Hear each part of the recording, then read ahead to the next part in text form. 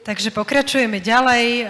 Tí a tie, ktoré ste poprichádzali, tak pokračujeme v takých, chcela som povedať niečo ako poeticko-prekladateľských raňajkách, ale už asi ste aj po raňajkách.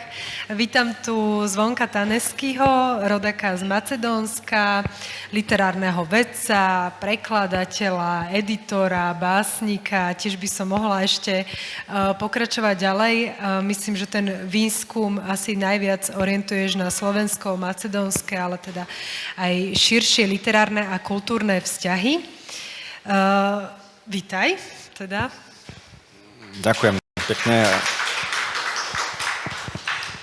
Odkedy sa mi stalo, že som raz neprivítala hostí, tak si na to dávam špeciálny pozor. Začnime tým najaktuálnejším, myslím najaktuálnejším na poli slovensko-macedónskych literárnych vzťahoch. A to je to, čo sa nedávno udialo. Asi ste viacerí zachytili, že Ivan Štrbka, náš slovenský básnik, získal prestížnú cenu, medzinárodnú cenu Zlatý veniec za rok 2025. Bol to na 64. ročníku tzv.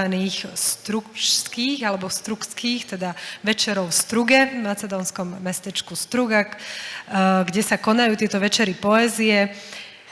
No a mňa by teda zaujímalo, keďže tu máme jeho prekladateľa, aby si nám o tom povedal z prvej ruky, že teda ako to prebiehalo, či sa tešíme len my, alebo sa tešia aj tá macedónska strana, čo s tým má spoločné prekladateľ a niečo, aby sme si začali, alebo povedali aj o tejto krásnej publikácii.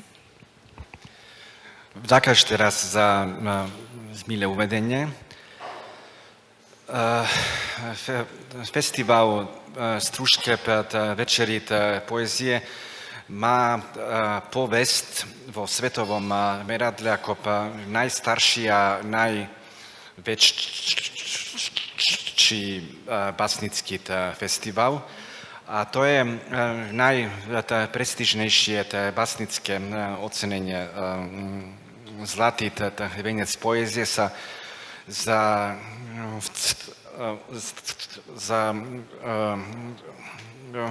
v celoživotný básnický opus udeluje už vyše 58 rokov. Zvláštnosťou je, že sa festival vytvoril ešte za období bývalej Jugoslávie, ale laureáti v Struge sa o pár rokov neskôr stávali takmer bežne aj nositelia Nobelovej ceny. A je to akoby nejaký odrazový mostík, že im Struga práve otvorila dvere aj na tú Nobelovú cenu. Spomeniem iba pár men, Margarita Atwoodová, Adonis, Enrces Berger, Nikita Stanescu, Josif Brodsky, Chinit, Hughes, Gennady Aigi a skutočne teda významné básnické mená zo rôznych svetových strán. Ivan Štrbka je prvý slovenský básnik, ktorý bol poctený týmto zlatým vencom. A je to veľká udalosť, aj historická udalosť pre slovenskú súčasnú poéziu. Vôbec v minulosti akože na ten festival boli aj Miroslav Válek, Milan Rufus, aj iní básnici, ale že sa práve teraz ako Štrbka stal laureátom. A festival inak sa aj vysiela priamy prenos štátnej televízie a boli sme prijatí aj v letnej výlet v Ohride aj zo strany macedónskej pani prezidentky. Ja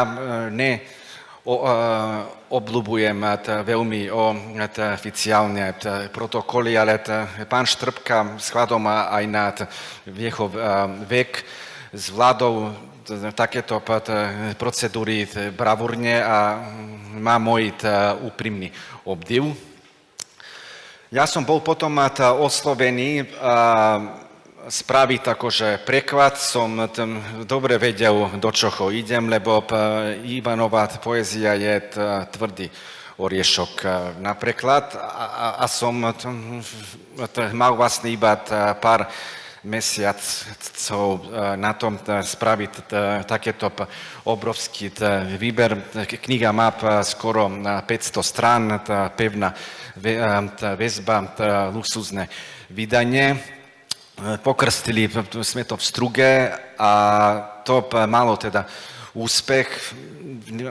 Nechcem robiť ani nejakú reklamu, ale v novom romboide bude tejto problematike teraz venovaná špeciálna anketa medzi slovenskými básnikmi, že aké povedomie o tej Struge, to aj možno nejakých 25 autorov sa k tomu vyjadrujú. A budú mať šanci robiť aj film, dokument o tvorbe Ivana Štrbku. Vlastne táto kniha ešte žiaľ nie je dostupná veľmi na Slovensku, lebo sme to ani do letadla do kufroch nemohli brať.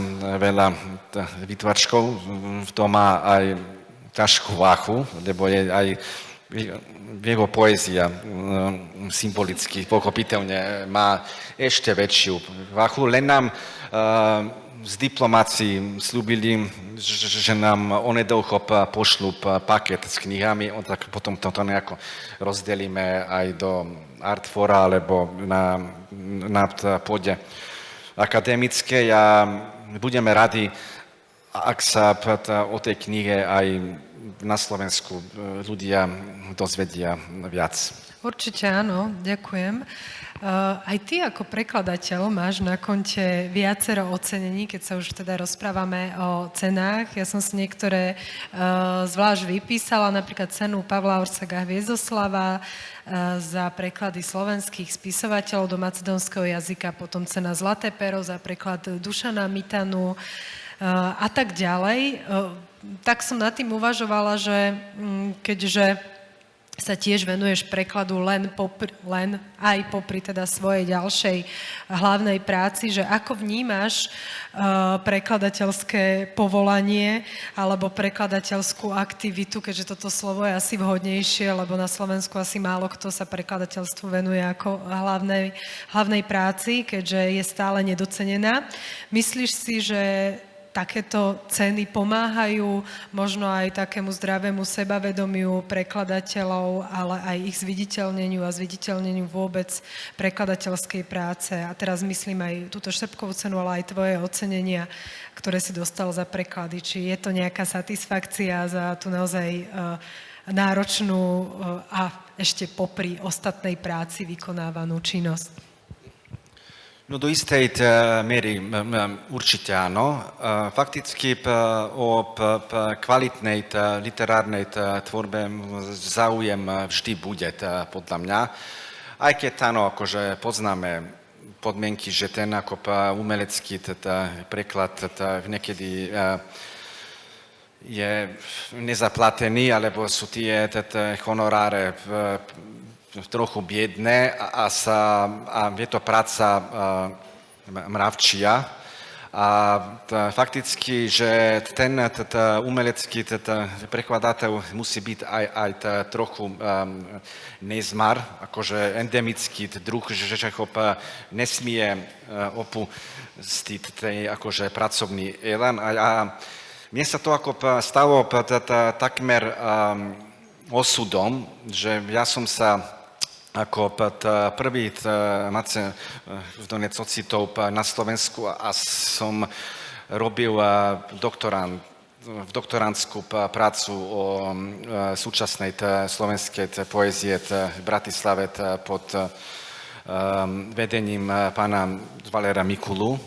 A aj vzhľadom na to, že sa v Macedónsku nikdy nedala študovať slovakistika, aj opačne, teda macedónske štúdia teda nie sú v ponuke na Slovensku, že ja som ľudovo povedané našiel pole neohrané a že som sa ako snažil pozaplňať isté biele mesta, som chcel akoby spraviť aj dobré meno, aj ako otvoriť oči, lebo v Macedónsku takmer nikto nepoznal dianie aktuálne na slovenskej literárnej mape a som ešte ako doktorant prekladal istých autorov, najprv teda nadrealistov a potom nejako sa išlo to a plynulo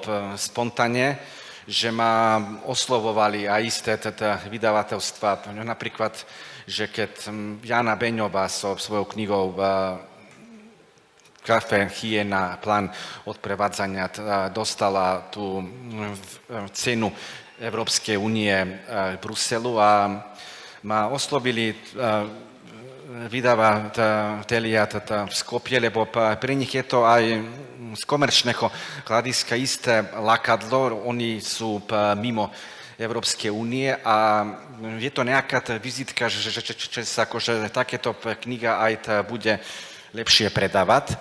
A potom aj to, ako sa ten záujem postupne zvyšoval a že vždy, keď som mohol, ja som potom rád v ústretí vychádzal, ale iba som ako preferoval v takých autorov, že si aj ja osobne myslím, že sú dobrí, kvalitní.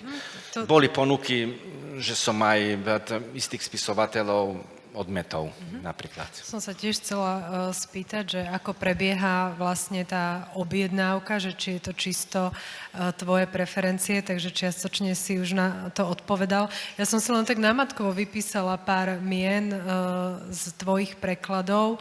Objavujú sa tam prozaičky, ja neviem, Ivana Dobrakovová, Etela Farkašová, Barbora Hrínová, všetko teda súčasné autorky, spomínaný teda Mitana predtým, z poézie je tam napríklad Katka Kucbelová, celkom nedávno jej zbierka K bielej, ale aj Martina Straková, ktorá tiež vlastne mala takéto ocenenie za mladú poéziu Mosty na tých večeroch v Struge v rámci festivalu, potom Štrbka, že je to próza, je to aj poézia. Teraz keď si povedala, že sa usiluješ zaplniť biele miesta, tak celkom teda naozaj sa usiluješ, lebo tých mien je pomerne veľa a sú to aj také rôznorodé texty, že nie je to jedna poetika ani v tej próze, ani v tej poézii. Úplne mám pocit, že sa niekedy pohybuje až na opačných póloch. Toto by ma zaujímalo, že či je to naozaj čisto len tvoja čitateľská preferencia, alebo to súvisí aj s výskumom, ktorý robíš vedecký, teda výskum a hodí sa ti tam niečo preložiť z tohto, alebo aký je ten postup, najmä pri tej poézii. Ma to tak zaujalo, keď si spomínala aj tých nadrealistov a potom týchto súčasných. Áno, niekedy mi ako macedónsky konkrétny vydavateľ dá odviazané ruky, že ja ako môžem navrhnúť autorov a spraviť výber. Ale niekedy ma aj oni sa už teda rozhodli, napríklad aj spomenutá Martina Straková, čo v Struge dostáva, inak je to ďalšie ocenenie okrem Zlatého venca, že za básnický debut. Ja som aj priniesol na ukážku viaceré z týchto prekladov, aby ste videli, že to nie sú fiktívne knihy, že to naozaj existujú. Ale s Kucbelovou, teda napríklad preklad vyšiel v rámci literárnej rezidencie Šťavnici pred 2 rokmi. to, ako podporila Lita a Licka z Bratislavy. A ja sa snažím potom aj osobne spojiť s tými autormi. Asi vysvetlíme podmienky, že je ako Macedónsko podobne ako Slovensko malý knižný trh. Veľa sa ako z toho nepredáva a preto sa teda aj dohodneme, že mi tie autorské práva odstúpia a ja si potom dám špeciálne úlohy, lebo nie vždy vydavateľ je ochotný aj agilný rozniesť náklad po predajnách, aby kniha žila svoj život. No tak ja keď idem na Erasmus, nejaký pobyt prednáškový v Skopje, si vyslovene teda dávam námahu svoje výtlačky, 20 dostanem od vydavateľa zadarmo, že idem, darujem, rozdávam na literárnom vednom ústave, na fakulte, aby vznikali nejaké recenzie, aby boli odozvy, aby tie ako knihy nechytali prach niekde akože v knižnicách na pultoch. Žijeme ako v takej dobe, že tá kniha musí dostať aj výstup mediálnu podporu. A ja som potom aj úprimne rád, že sa o viacerých z týchto kníh vyšlo až podnetných aj štúdií 20-stranových, ktoré boli uverejnené v zborníkoch. Robili sme aj dve vedecké podujatia aj na UKF-ke v Nitre, aj na Macedónskej akadémie vied a umení v Skopje. Z toho vyšli dva zborníky, že slovensko-macedónske literárne vzťahy, a o Jani Beňovej alebo od Dušanovi Mitanovi píšu naozaj erudované štúdie špičkoví macedónski teoretici. Niektorí z tých autorov, pokiaľ teda granty alebo budget dovolovali, aj boli osobne. V Skopje sme im spravili autorské večery, poskytli interviua vo rôznych novinách, periodikách, a my akože práve Jana Beňová ako nedávno oznámila, že najväčší úspech jej knihy Plán odprevádzania bol New York a Skopje. Čiže vidíte, to som bol ako poctený, že Skopje možno ani viacerí hľadajú na tej mape, kde sa nachádza. Len ma ešte neopúšťa, že ten elan, že naozaj, že keď už tá kniha vyjde, je smutné a by sa o nej nepísalo. Pochopiteľne ja si nepotrpím, ani nie som ješitný, môžu aj písať aj zlé recenzie, pokiaľ nájdu nejaké nezrovnalosti, preklepy alebo chyby v preklade. To sa teda našťastie nestalo, ale niekto písal o tých prekladoch. Aj prekladateľ v dnešnej dobe ide s kožou na trh, akože on vytvára druhý originál a fakticky je to vizitka pána autora v tom inom štáte. Ešte zostanem pri tej téme prekladateľstva, toho statusu prekladateľa-prekladateľky, pretože toto, čo si tu ty teraz opísali, je naozaj skutočná nadpráca toho, že nie len preložím ten text, ale distribujem ho, robím mu PR, snažím sa ho proste dostať do tých správnych odborných rúk, ktorí o ňom niečo napíšu, a potom sa z toho nesmierne teším. Tak teraz tak hovorím, že ak je niekto taký typ prekladateľa a prekladateľky, že je introvert a že potrebuje si len preložiť ten text a odovzdať ho, tak ani nemá šancu v súčasnom nejakom trhu, že je to smutné, nie? Že ten prekladateľ musí až toľko toho urobiť a stále zostáva tým takým tichým, úplne nedoceneným článkom v tom reťazci, v ktorom sa dostane tá kniha k tomu čitateľovi. Tak z pohľadu čitateľky mi je to úprimne ľúto, že je to toľko za tým práce a stále vlastne to ako keby nevieme ani na tom našom slovenskom kultúrnom trhu nejako doceniť alebo verejnosti. Teda to, asi je to konštatovanie, asi to nie je otázka, len mi to tak ako prišlo, že čo všetko musí vlastne ten prekladateľ, prekladateľka urobiť. Ale teda poďme ešte ďalej, lebo chcela som sa opýtať aj na ten opačný preklad. Viem, že teda čo si tak pamätám, že kto u nás prekladal do macedónčiny, bol František Lipka. Viem, že nejaké antológie vyšli. Pamätám si Viera Prokešová, že... Nepokoj v krajine. Áno, Nepokoj v krajine.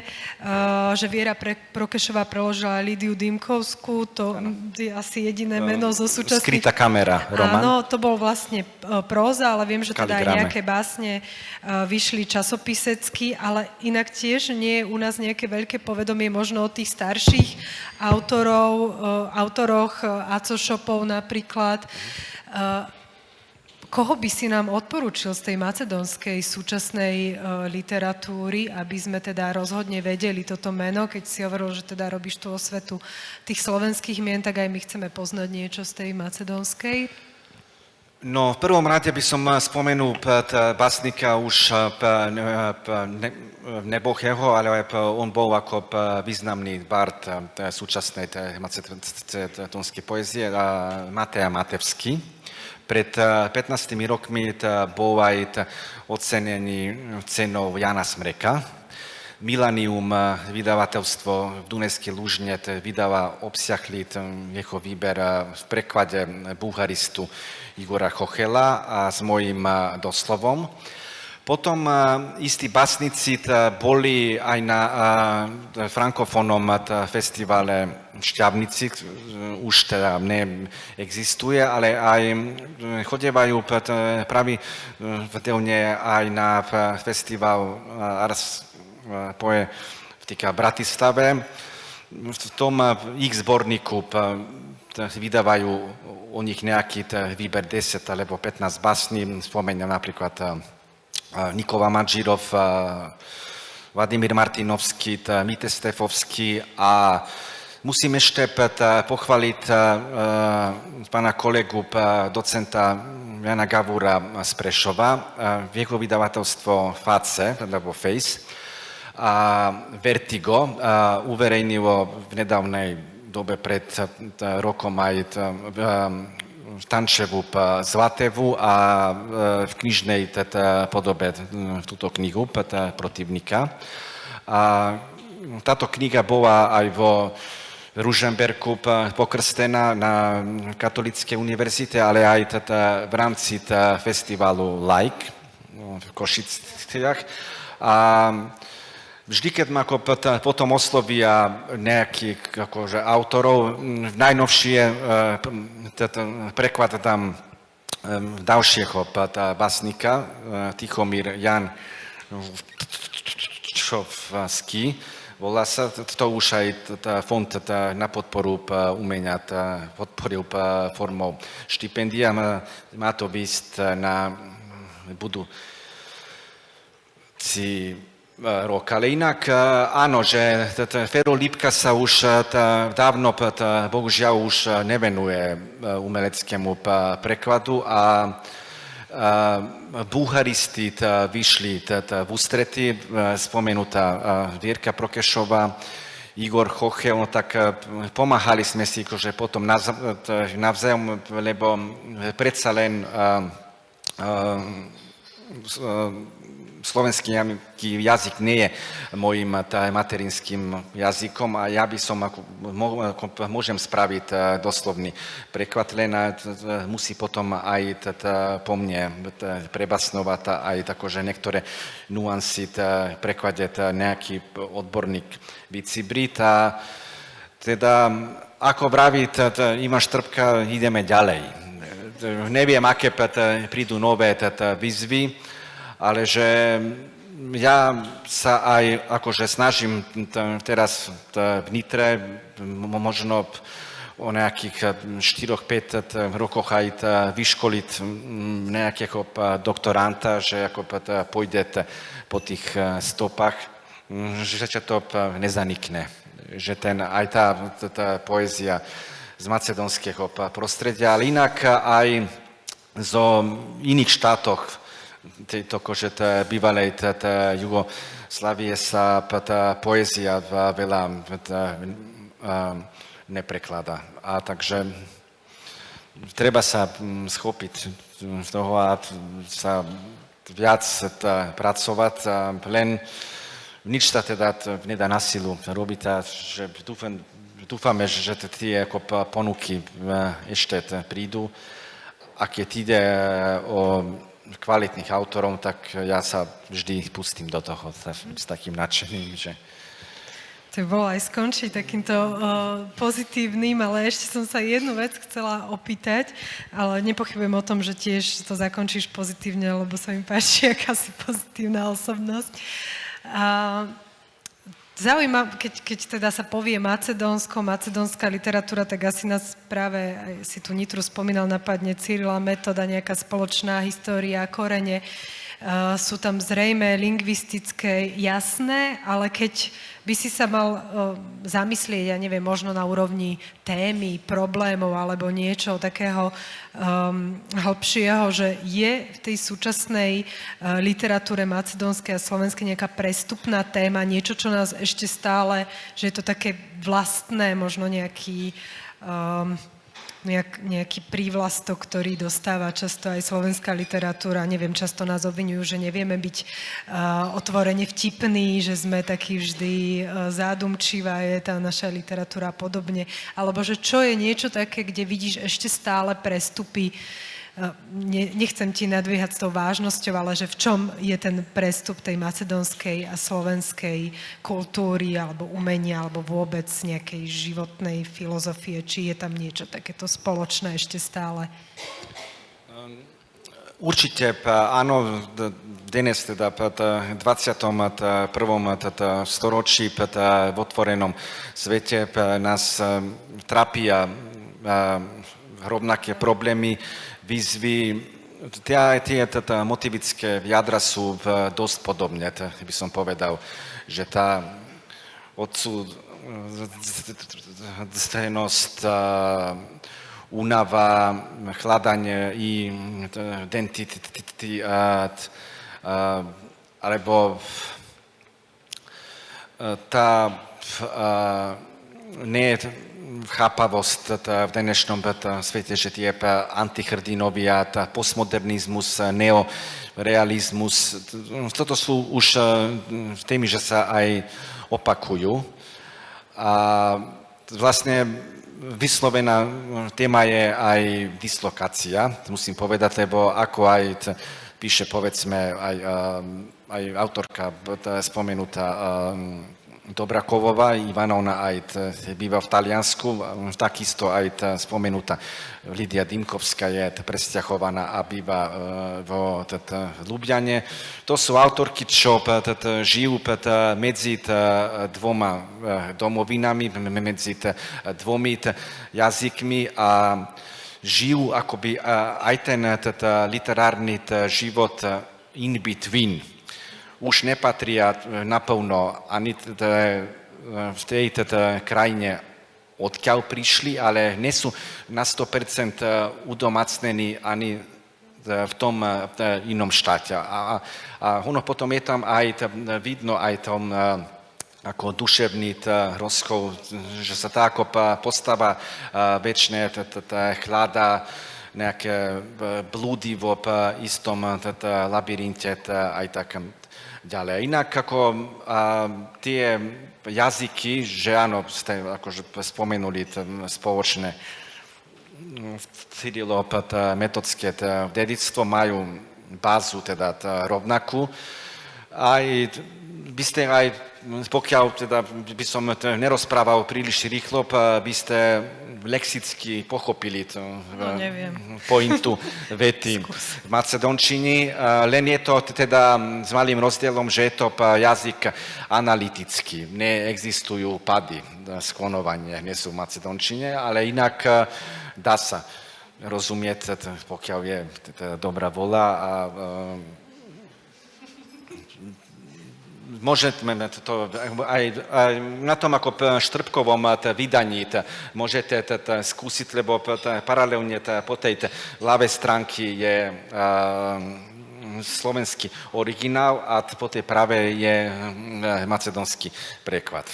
Čiže to môžete prakticky overiť, ako to vyzerá.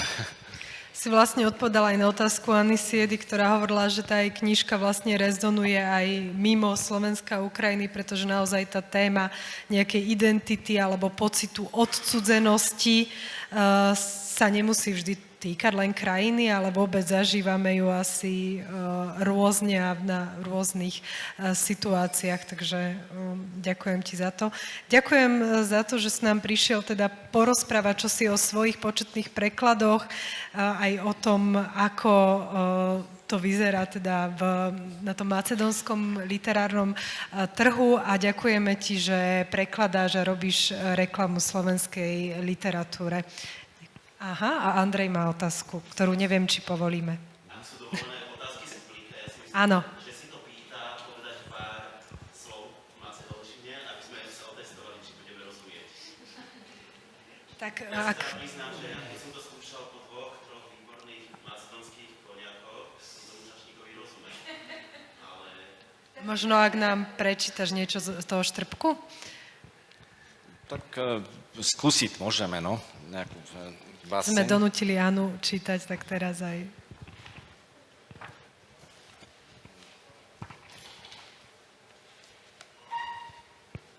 Brzo more. Jeden po drug na bregot izlegúvat naslagite od prázdny lušpi i korali, uvca od moreto, neživej od plovile, plus augi od padoci na delfinite, zvezdičky, bezbojno aktuvle na meduzite. Raďane na pazuvite, živite rakovite, lázat nazad, bran i po bran, tuka sme. Industrijata na letnite odmori i ogradenite plaži.